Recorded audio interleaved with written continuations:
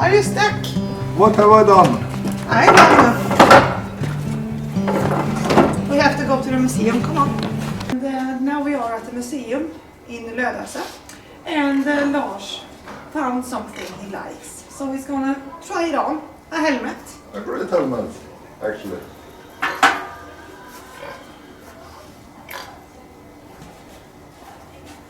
How is it talking in the helmet? It's quite heavy. And yeah, I don't like the sound in ringing in my ears. Yes, it's an echo. Yeah. And it falling down. I think I need a hat below, under.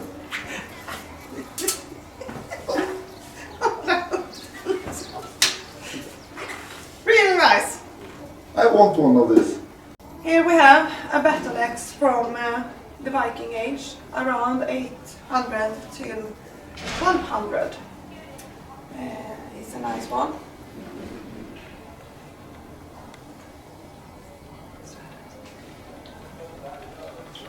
And also some sword here. Very well preserved.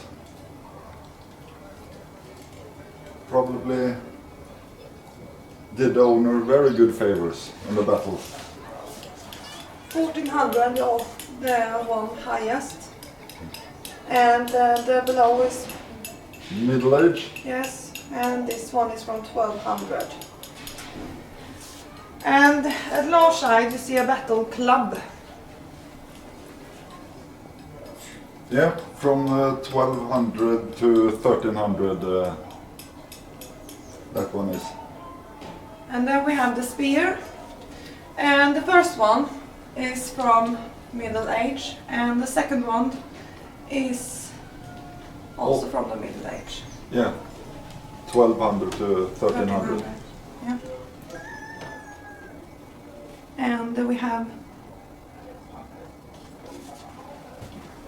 this one for horseback riding that you had on your shoe. Spurs. Yeah.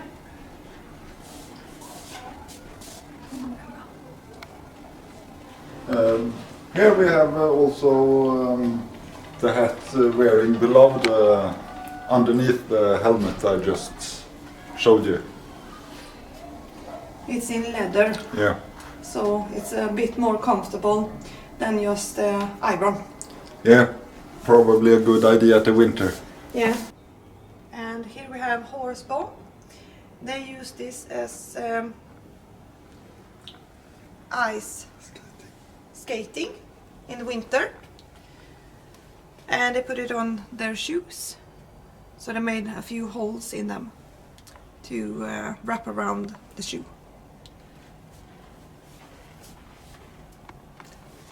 And here is one leather hat from 1150 till 1170. And a bit below that there's shoes from the Middle Age. It's a big change from the Viking age to the Middle Age in shoes and how they made them. But really interesting in clothing and design. Huh? Here we have some a portal stone, carved, decorated, used in building the castles. We also have here an axe from the Middle Age, very well preserved. It looks like it could have been a really sharp one. Further down at the bottom here we have tiles, glazed tiles used at St. Olaf Church at the 1200s. They really had a thing for decorating their precious places. Also we have some nails.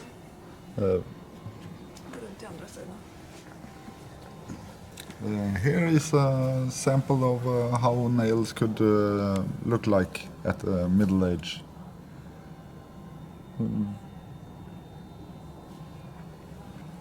It seems as because they are so well preserved, they must have been a very good quality. This is how they made fabric in the Viking age. They were weaving. And we're not going into that so much, but something to mention is this was only for women. And they said it had magical powers for women to sewing. So it was just for women. And they even made the boats sails like this, and it took them many years to do this. Many of them. And if we're looking at this place, we are taking some textiles to mention. And at the lowest point, you see some fabric from 1100.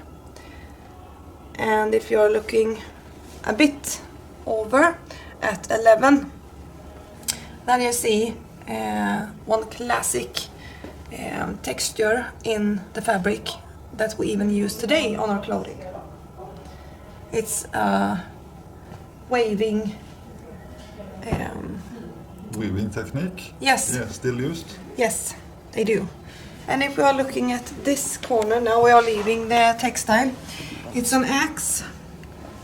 If you see on the axe side, you see there's a lot of runes. If you see, it's a lot of runes all over the place. And this is from 1200, so it's really interesting. They say that the Viking age was over in 1200. This particular inscription says, "Peter owns me, Johannes carved me." Yes. And here we have the whale sword. This was also made when you were making fabric. And it's from 1100.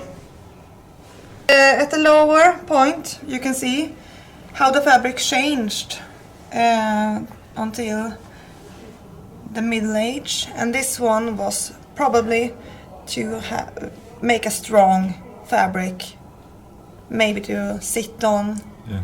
or have a carpet, because they, in the Middle Age, they were having carpets all over the walls because it was too cold in the castles to live in. And now we are going to the next one. This one. And here Lars have found something.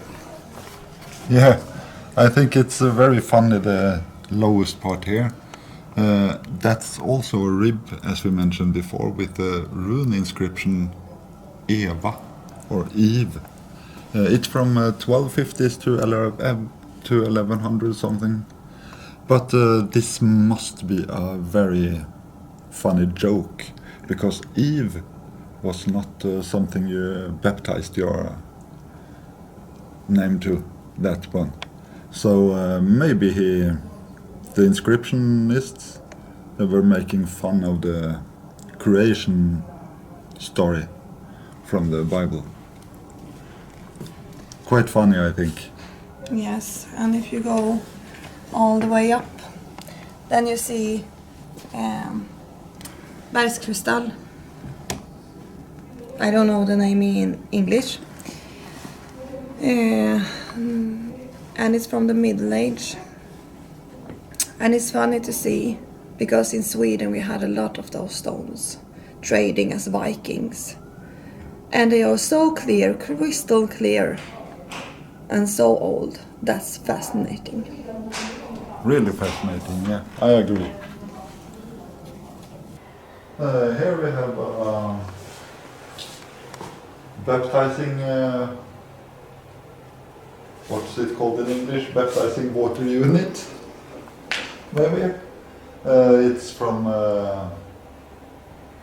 late Viking age, when they were Christian. It's found here in Lödöse.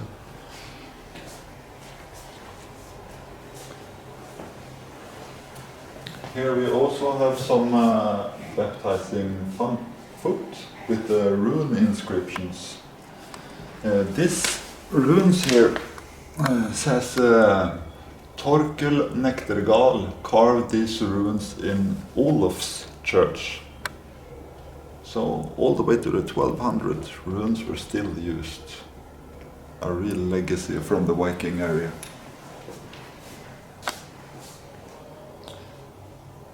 Here we also have a Madonna, an oak figurine from the Middle Age.